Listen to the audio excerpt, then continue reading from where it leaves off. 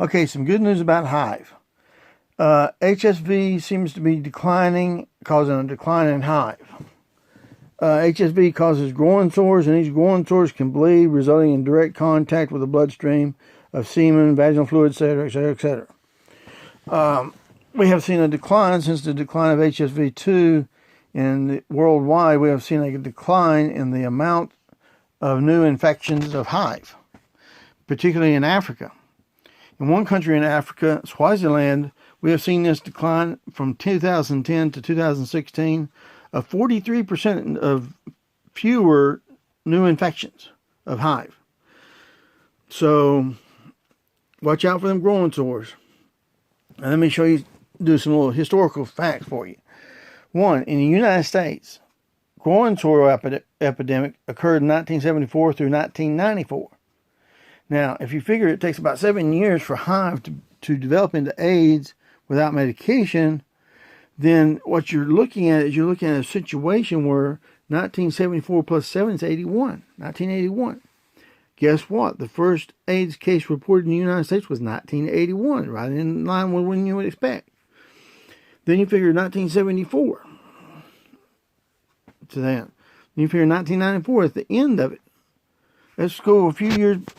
We'll figure we saw significant losses in the United States, casualties from HIV in 1988, 1989, which is about 6 or so years before 1994. So that's about the right time frame. It's kind of a little lower than what you would expect, but that can depend on certain factors, whether it occurred halfway through the year or all the way through the year, etc.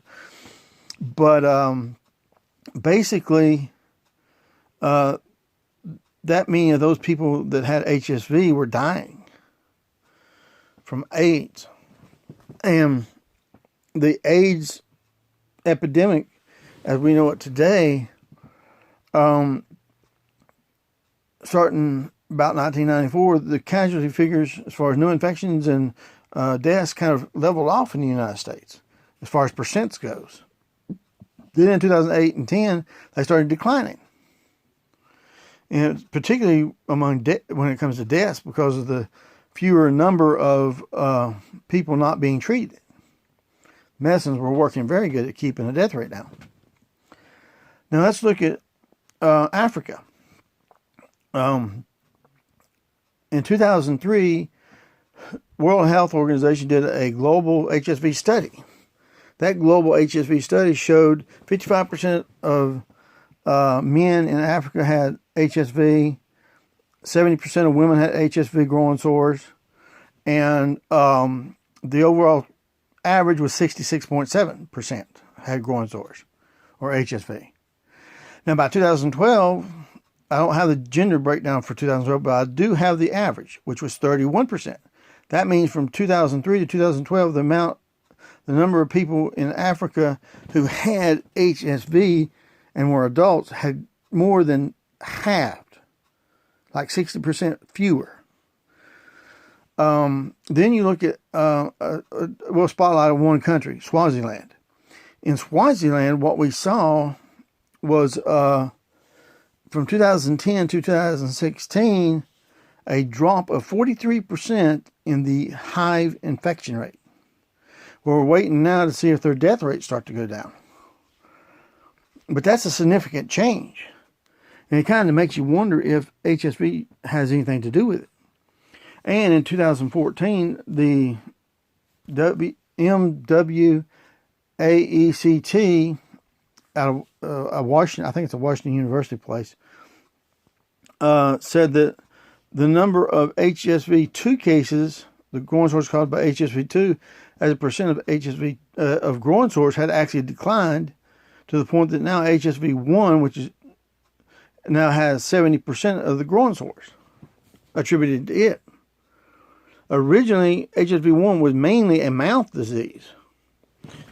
The only way it can get to the groin is oral sex. So watch out for oral sex. You may not want to have that done on you or do it to somebody else. Well, anyway, that's the good news about AIDS. It seems to me that HSV2, which is growing sores, or HIV,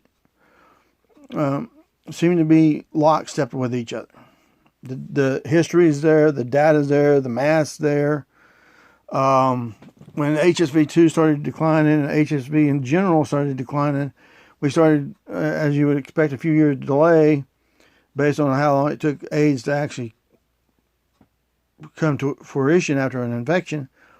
You see the infections start going down, so forth and so on. So we're in good shape right now. AIDS is way off.